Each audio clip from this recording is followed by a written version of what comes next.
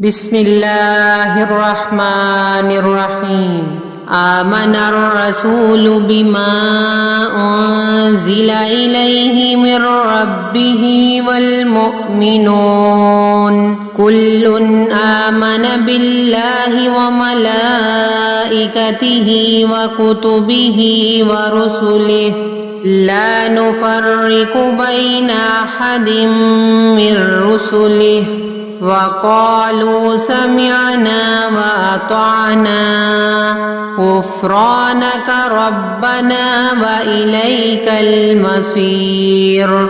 لا يكلف الله نفسا إلا وسعها لها ما كسبت وعليها ما اكتسبت ربنا لا تؤاخذنا إن نسينا أو أخطأنا ربنا ولا تحمل علينا إصرا